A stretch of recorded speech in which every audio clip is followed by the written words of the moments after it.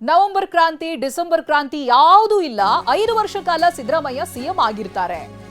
ಮೈಸೂರಿನಲ್ಲಿ ಪರಿಷತ್ ಸದಸ್ಯ ಡಾಕ್ಟರ್ ಯತೀಂದ್ರ ಹೇಳಿಕೆಯನ್ನು ಕೊಟ್ಟಿದ್ದಾರೆ. ಈಗಿನ ಪರಿಸ್ಥಿತಿಗೆ ಸಿದ್ದರಾಮಯ್ಯನವರೇ 5 ವರ್ಷ ಸಿಎಂ ಆಗಿರ್ತಾರೆ. ನಾಯಕತ್ವ ವಿಚಾರವಾಗಿ ಹೇಳಿದ ಮಾತಿಗೆ ಈಗಲೂ ಬದ್ಧ. ನನ್ನ ಹೇಳಿಕೆಗೆ ನಾನು ಸ್ಪಷ್ಟೀಕರಣ ಕೂಡ ಕೊಟ್ಟಿದ್ದೀನಿ. ಪಕ್ಷ ನನಗೆ ನೋಟಿಸ್ ಕೊಟ್ರೆ ಉತ್ತರ ಕೊಡ್ತೀನಿ.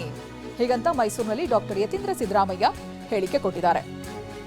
ನವೆಂಬರ್ ಕ್ರಾಂತಿ, ಡಿಸೆಂಬರ್ ಕ್ರಾಂತಿ ಯಾವುದೂ ಇಲ್ಲ ಅಂತ ಹೇಳಿದ್ದಾರೆ. ಈ ಹಿಂದೆ ಅವರು ಕೊಟ್ಟಿರುವಂತಹ ಹೇಳಿಕೆನೆ, ಉತ್ತರಾಧಿಕಾರಿ ಹೇಳಿಕೆನೆ ಬಹಳ ದೊಡ್ಡ ಸಂಚಲನ ಮೂಡಿಸಿತ್ತು.